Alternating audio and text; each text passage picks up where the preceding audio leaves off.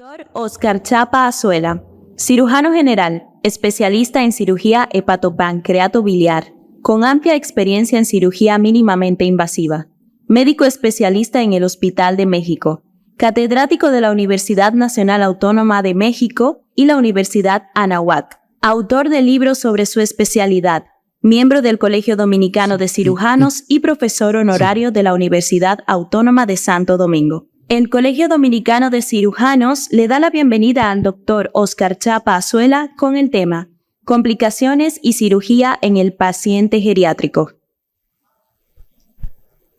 Muchas gracias, muy buenos días a todos. No sé si se escucha correcto. Primero, quiero agradecer la invitación al doctor Leonardo Brito Sánchez a participar en este congreso. Para mí siempre es un honor estar en esta audiencia y yo espero poder aportar algo.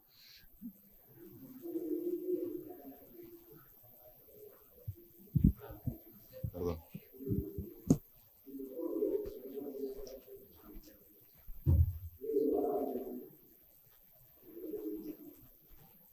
Desde la 1. Desde la 1.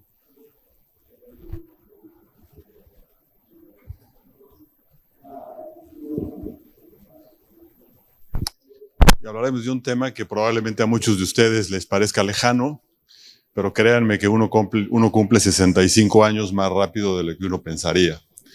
Y vamos a hablar sobre cirugía en el paciente anciano, que la palabra puede ser un poco peyorativa, pero pues es un estado fisiológico que está perfectamente descrito por Lau. Esta plática está basada básicamente en dos publicaciones, una que se hizo en el 2012, en donde empezamos a hablar ya de cirugía en el paciente geriátrico y en donde mencionábamos la necesidad probablemente de la subespecialidad de un cirujano en geriatría. Y la segunda es esta más reciente que se acaba de publicar en junio del 2024, o sea, este mes, en donde hablamos un poquito sobre qué significan las complicaciones en cirugía y nos hacemos básicamente tres preguntas. La primera, ¿cómo las podemos evitar? Que sería lo más deseable, sin embargo todos sabemos que son inevitables y de hecho el derecho del médico número 4 habla de que el cirujano no está obligado a garantizar los resultados. La segunda es, ya que se presentaron, cómo resolverlas. Primero cómo detectarlas a tiempo y después cómo resolverlas, ya que en este paso es donde básicamente se basa la mortalidad de nuestros pacientes. Y por último, cómo informarlas. Una vez que están presentes hay que saber informarlas, porque lo primero que pierde el familiar y el paciente del cirujano cuando hay una complicación es la confianza. Y por eso hay que saber informarlas de manera correcta. Todos podemos elegir qué camino tomar y todos podemos elegir cómo queremos envejecer en la mayoría de los casos. Y aquí vemos dos pacientes de la misma edad, pero con una composición física, biológica y mental completamente diferente. Y hay que vivir un poco con esta filosofía que la idea es morir joven lo más tarde posible, es decir, mantenerse joven a pesar de la edad biológica que podamos tener. Los médicos involucrados en el cuidado de los pacientes geriátricos, y en general yo diría que cualquier médico, necesita encontrar un balance entre el principio de autonomía y de beneficencia. Ambos forman parte de los 4 principios básicos de la bioética que incluyen la no maleficencia y la justicia. ¿A qué se refiere la autonomía? Pues a respetar la decisión del paciente. Ya esa posición del médico en el que el médico dice y habla y el paciente escucha y hace lo que el médico dice ya pasó a la historia. Hoy por hoy es muy importante respetar la autonomía de los pacientes. Y la beneficencia, que quiere decir que el criterio médico debe de ser capaz de explicarle al paciente el tratamiento así como sus alternativas para poder explicar cómo lo beneficia o cómo no lo beneficia. Es decir, también estamos obligados un poco a darle cuáles son las alternativas al tratamiento que le estamos proponiendo. Y para podernos ubicar un poco en cuál es el contexto de la cirugía en esta tercera edad, vamos a ver, no sé si alguno de ustedes había preguntado cuántas cirugías se hacen en el mundo todos los años, y simplemente son 313 millones de cirugías en el mundo cada año. Evidentemente, muy pocos países, 29 de 195, reportan la mortalidad posoperatoria de una forma robusta, con registros robustos y homogeneizados. ¿Por qué? Porque es un indicador de calidad de los sistemas de salud y más o menos fallecen, de estos 313 pacientes, fallecen 4.2 millones en los primeros 30 días de posoperatorio. Ya no mencionamos la mortalidad a 90 días, simplemente la mortalidad a 30 días. Esto representa aproximadamente un 7.7% de todas las causas de mortalidad en el mundo. Y vean ustedes esta gráfica, en donde, en primer lugar, como todos sabemos, la enfermedad número 1 con el 17% es la isquemia cardíaca, con el 10.1 son las hemorragias cerebrales y con el 7.7 en el deshonroso tercer lugar están las complicaciones posoperatorias. O sea, el cirujano forma parte de la fisiopatología de la tercera causa de muerte en el mundo. Esto nos debe de hacer reflexionar y nos debe alertar sobre cómo debemos nosotros enfrentar las cirugías, pero sobre todo saber enfrentar las complicaciones en estos pacientes. Y vean ustedes este dato. El 30% de los pacientes se van a someter a una cirugía mayor en el último año de su vida. Es decir, es inevitable que cuando cumplimos años tengamos un riesgo del 30% de requerir una cirugía mayor y el 18% lo hacen en el último mes. ¿Qué quiere decir esto? Pues que estos pacientes tienen un alto riesgo de fallecer simplemente por la cirugía misma.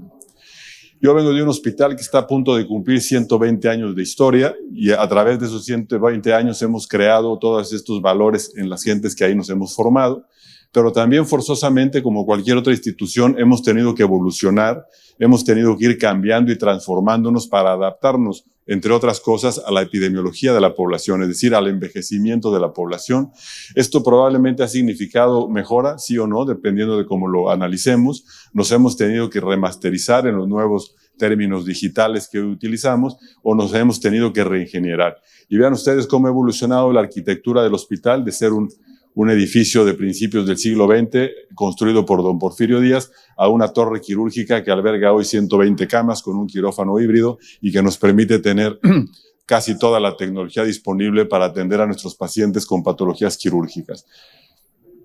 Y un ejemplo de eso es este paciente, que voy a decir su edad al final, en donde a la hora de que le hacen un ultrasonido de seguimiento le ven algunas lesiones hepáticas sospechosas de probable actividad tumoral. Se le hace un PET y vemos aquí una imagen sugestiva de una lesión hipercaptante en el cuerpo del páncreas con múltiples metástasis en el hígado distribuidas en todos y cada uno de los segmentos.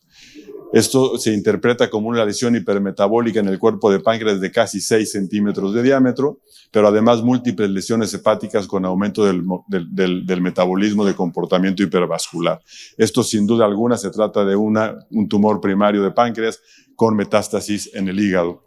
Yo creo que este paciente hace 20 años pues lo hubiéramos dejado ir a morir a su casa. Sin embargo, la decisión del comité de tumores del hospital decidió hacer una exploración quirúrgica para explorar en primer lugar lo que se consideraba el tumor primario que estaba en el cuerpo del páncreas, para hacer una exploración hepática también de las lesiones metastásicas que, como ven ustedes, son enormes, las cuales se biopsiaron para ratificar que efectivamente se trataban de metástasis del tumor primario del páncreas. Se decide hacer entonces una pancreatectomía subtotal con este reporte de un tumor neuroendocrino no funcional grado 2, con una cirugía que se logró R0, con un índice de Ki67 bastante bajo, también bastante bajas las mitosis por campo, con ganglios linfáticos positivos, 6 de los 6 resecados. Este paciente evolucionó satisfactoriamente de la pancreatectomía y, siguiendo los criterios de manejo de estos pacientes, se le dio 3 meses de observación con enfermedad estable, por lo que se decidió someter a un trasplante hepático. He de decir que de todos los trasplantes hepáticos que se realizan en el mundo, menos del 1% se realizan por metástasis de tumores neuroendocrinos no funcionales.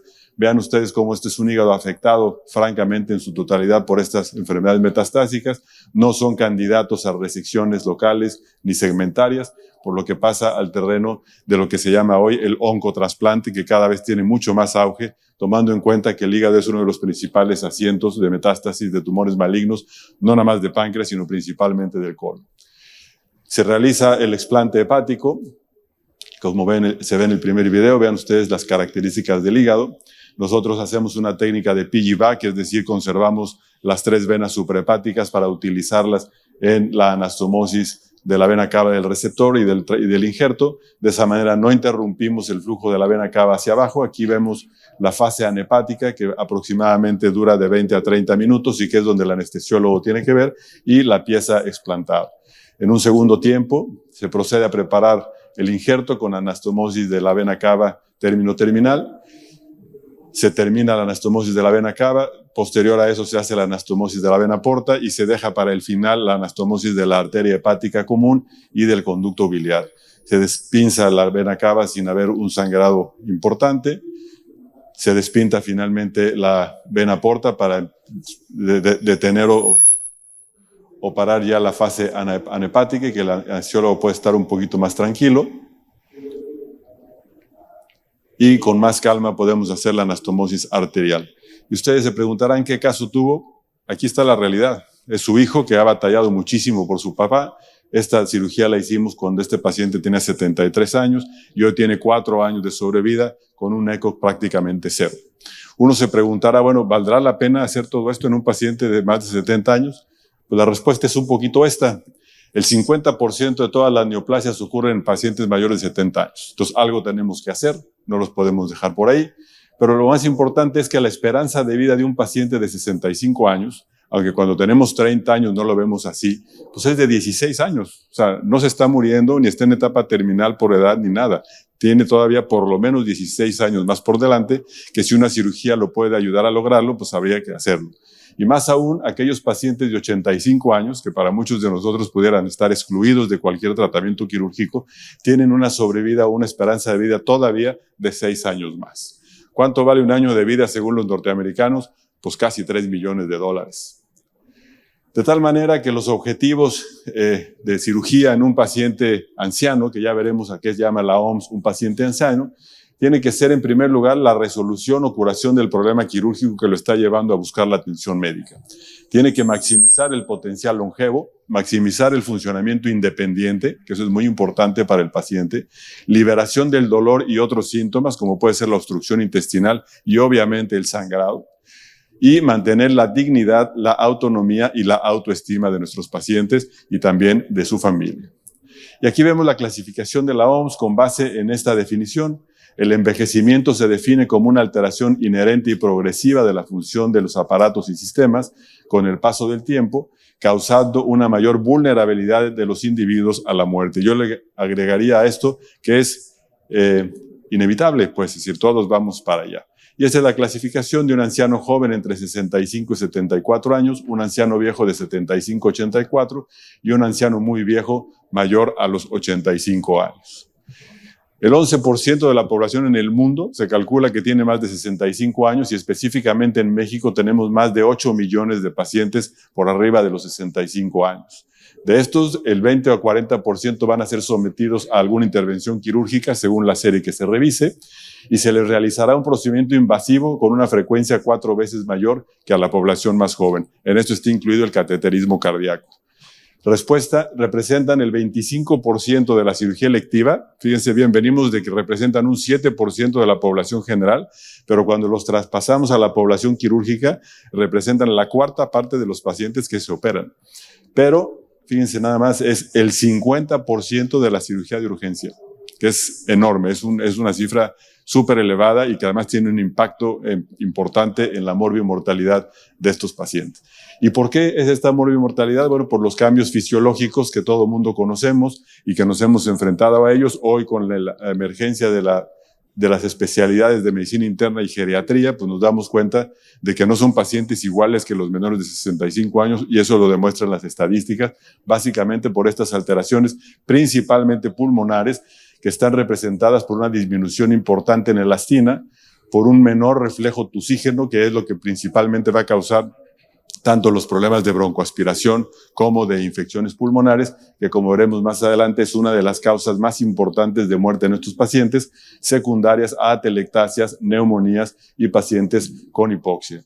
Tomemos en cuenta que la fuerza de los músculos respiratorios en estos pacientes están disminuidas, y en ellos adquiere muchísima importancia lo que hoy se llama la prehabilitación quirúrgica, es decir, poner en forma al paciente antes de someterlo a un tratamiento quirúrgico. Las cardiovasculares no se hacen esperar, específicamente los pacientes con arritmia y angina, y he de decir aquí que una valoración cardiovascular preoperatoria normal no exenta al paciente de presentar cualquiera de estas dos complicaciones. ¿De qué dependemos? Del tipo de anestesia, de la cantidad de sangrado transoperatorio y del tipo de cirugía que estamos realizando. Y también la función renal se ve reducida por estos índices de filtración glomerular que se va a calcular con esta fórmula, que no la voy a repetir, y básicamente está disminuida porque hay pérdida de nefronas corticales y hay una depuración de agua disminuida. Ojo, aquí yo he tenido pacientes que cuando los peso preoperatoriamente y los peso en terapia intensiva 3 días después, tienen 11 kilos más. Esos 11 kilos evidentemente no son de masa muscular, evidentemente son de líquido que hemos ido metiendo y que va a generar complicaciones posoperatorias graves si no controlamos la administración de estos pacientes. Y finalmente el sistema nervioso central tiene una disminución de acetilcolina. Estos pacientes van a tener hipotensión ortostática hasta en el 20% de los casos, vasoconstricción disminuida y, ojo, muchas veces no cuidamos la temperatura corporal de nuestros pacientes en cirugías que pueden durar hasta más de 6 horas, y la hipotermia puede ser una causa de daño importante tanto a nivel tisular. Y las comorbilidades, bueno, que cada vez son mayores, la presencia de diabetes o síndrome metabólico que junta la hipertensión arterial, y la desnutrición, que al menos en México es un tema muy importante, porque ven ustedes cómo del 10 al 25% de estos pacientes van a tener desnutrición en su comunidad, pero hasta el 50% de los que ingresan al hospital llegan desnutridos o se desnutren durante el internamiento. Y eso tenemos que tener mucho cuidado de que no nos suceda. Todos hemos oído hablar de la polifarmacia en el paciente de mayores de 65 años, y esta polifarmacia, además de incluir una gran cantidad de medicamentos, pues vean ustedes cómo tanto la farmacocinética como la farmacodinámica de los medicamentos se ve súper alterada en los pacientes, y ya sea que puedan tener efectos tóxicos o bien que puedan requerir de dosis más altas para tener el mismo efecto terapéutico que en la población menor de 65 años. De tal manera que, ¿cuál es el verdadero reto para nosotros como cirujanos? Un diagnóstico oportuno. Muchas veces los cuadros clínicos de estos pacientes no son tan floridos como en el paciente joven. Ejemplo es el apéndice o la apendicitis aguda del anciano, que muchas veces el anciano puede estar tan campante y tener un absceso apendicular importante. Y eso es un reto para que nosotros podamos echar mano de la clínica, pero también de la tecnología para poder hacer un diagnóstico oportuno, tanto clínico como bioquímico e imagenológico. La preparación preoperatoria también es muy importante, incluir todas las valoraciones que nosotros consideremos para mejorar los resultados de la cirugía, y sobre todo el tratamiento quirúrgico. Hay que aplicar la tecnología. Hoy por hoy la cirugía de mínima invasión sí representa un beneficio para los pacientes de la tercera edad, y en los casos en los que esté indicado, pues hay que llevarla a cabo. La recuperación, sobre todo lo que se refiere al manejo de líquidos y electrolitos, mencionaba yo el ejemplo de cuando los sobrecargamos de líquidos, esto va a generar un abdomen con hipertensión, va a mejorar un edema agudo pulmonar y va a generar también una insuficiencia renal aguda por sobrehidratación. Y finalmente la rehabilitación, que estos pacientes deben de rehabilitarse, muy importante. Hay síndromes geriátricos postoperatorios que pueden incluir muchos aspectos de los diferentes aparatos y sistemas del paciente, y hay que estar atentos a esa rehabilitación. Y lo que mencionaba al principio, la prehabilitación. Evidentemente la prehabilitación estará disponible en la cirugía electiva, no así en la cirugía de urgencia, pero siempre que ya vimos que es el 25% de la cirugía electiva, hay que meter al paciente a un programa de prehabilitación, tanto física como nutricional, para que podamos mejorar los resultados de nuestra cirugía. De tal manera que nosotros como cirujanos tenemos que tener un balance entre el riesgo y el beneficio de lo que estamos ofreciendo, tomando en cuenta la naturaleza y pronóstico de la cirugía propuesta, tomando en cuenta también el diagnóstico principal y qué enfermedades asociadas tiene nuestro paciente, pero al final de la historia, aunque no nos guste, la preferencia o decisión del paciente, y en algunos casos de la familia, cuando el paciente no está en posibilidades de decidir por sí mismo. Cuando el paciente está en posibilidades de decidir por él mismo, él es el que tiene que decidir, independientemente de que la familia pueda querer otra cosa, con la típica frase de haga todo lo necesario, y a veces el paciente puede no querer ese tipo de conducta. De tal manera que la mortalidad perioperatoria en esos pacientes, cuando en pacientes mayores de 65 años puede ser tan alta como del 10%, y en aquellos menores de 65 años es tan baja como la de la población general. O sea que sí hay que tener cuidados especiales cuando estos pacientes tienen más de 65 años. ¿Cuáles son los factores de riesgo para que esta mortalidad se incremente? Pues evidentemente las comorbilidades asociadas y los procedimientos de urgencia. Ven ustedes cómo es 4 veces mayor con alguna comorbilidad como la hipertensión arterial y la diabetes y es 20 veces mayor en procedimientos de urgencia. Y esto va a servirnos para hacer alguna de nuestras conclusiones finales. Y vean ustedes cómo en obstrucciones colónicas agudas y hernias encarceladas la mortalidad puede ser tan alta como del 55% y eso está asociada justamente a la incapacidad que tiene el paciente para toser y lo que puede condicionar una broncoaspiración que es bastante común como muerte súbita en los pacientes posoperados o no operados de obstrucción intestinal. Las cirugías más comunes en estos pacientes pues, son la próstata en el caso de los hombres, la facoemulsificación en todas las, el reemplazo de cadera y los aneurismas de aorta abdominal. En estos pacientes hay que considerar importantemente el utilizar anticoagulación, ya que va a reducir un 60% el riesgo de trombosis venosa y un 50% el riesgo de tromboembolia pulmonar. Y hay que utilizar la escala de Caprini para que con un Caprini más de 5 estamos obligados a dar profilaxis antitrombótica.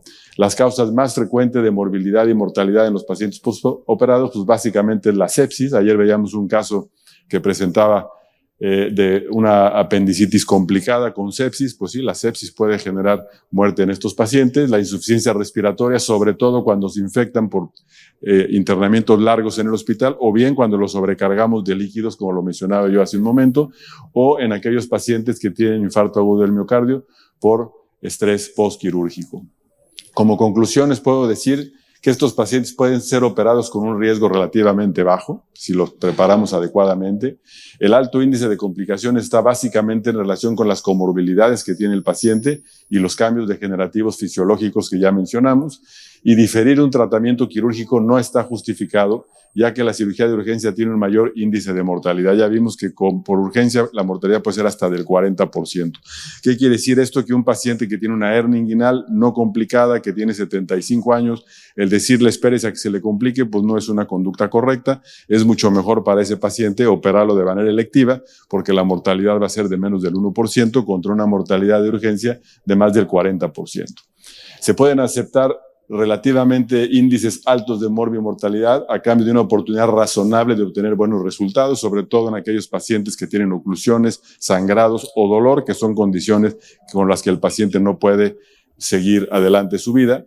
Y recomendar una cirugía va a depender básicamente de la probabilidad de que el paciente viva suficiente tiempo. Ya vimos la esperanza de vida a los 65 años, pues de 16 años por delante, y a los 85 años pues todavía nos quedan 6 años más por delante, y sobre todo que no produzca secuelas incapacitantes que le den una calidad de vida peor a la que el paciente tenga en ese momento.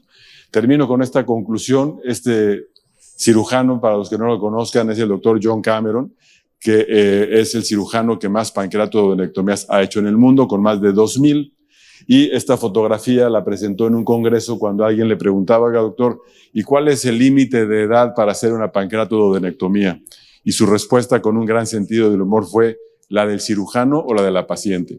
Porque él a los 80 años estaba haciendo la pancreatodenectomía número 2000 a una paciente que tenía 104 años de edad, y que es la paciente con mayor edad que ha sido reportada sometida a una pancreatodenectomía.